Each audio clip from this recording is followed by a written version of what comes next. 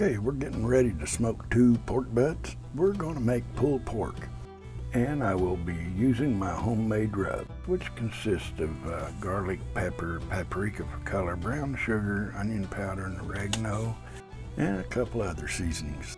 And then I add a little bit of head country seasoning to these pork butts. And now that we have them trimmed and all seasoned up, hey, we're ready to put them in that smoker. Now we trimmed a total of about 1.5 pounds of fat. Now these pork butts have marbling throughout each of them, and they're going to be tender and juicy, and these are bone in. So I guess we better get them in that smoker. Now we're going to set them on the rack. They're about midway up. Put them on, both on the same rack, and now again, these are totaling about 17 pounds. And I'm going to put a meat probe in the one on the left so we can monitor the internal temperature.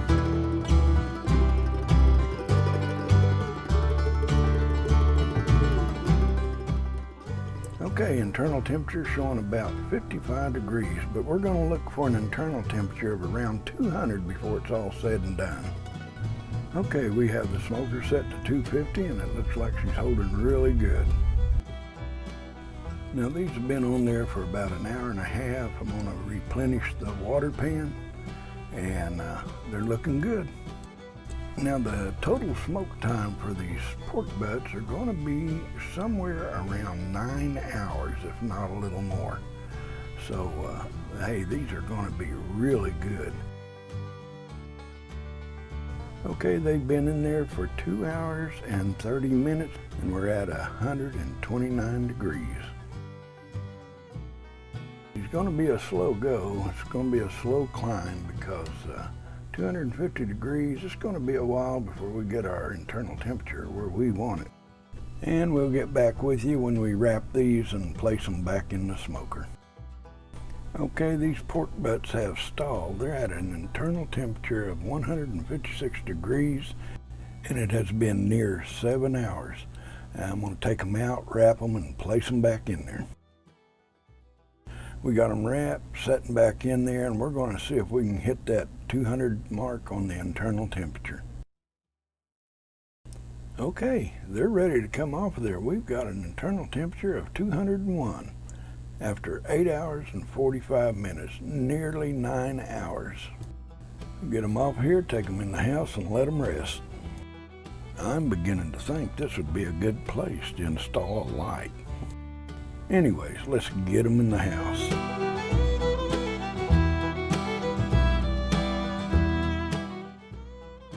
Okay, after it's rested, we start pulling it apart. Look at this bone come out of there, just clean as a whistle.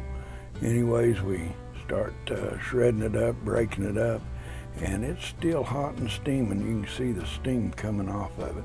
Man, this turns out really great. Both of these bones slip out really clean. I tell you what, it is really tender, and they're hot. They are hot. And these gloves are beginning to penetrate that liner just a little bit, so I'm gonna have to speed it up here.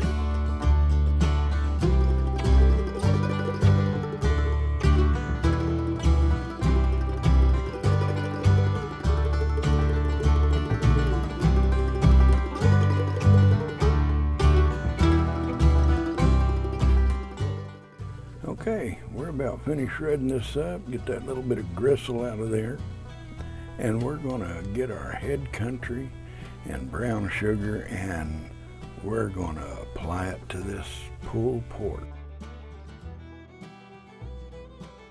Now we add about 1 cup of brown sugar, spreading it all over the top.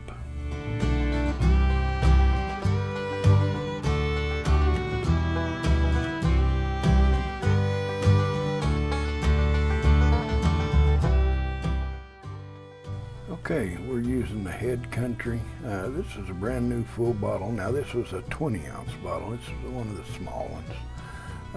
And we use nearly all of it in this pulled pork.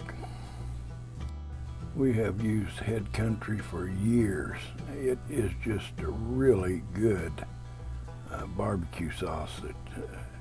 And they have different flavors. The other one we use is apple habanero. Oh, it tastes delicious. Now with that cup of brown sugar and the barbecue sauce, you want to keep working it and make sure it's all really incorporated really well. Now after I do this, I put tinfoil over the top and then put it in the icebox, because I'll tell you the reason why.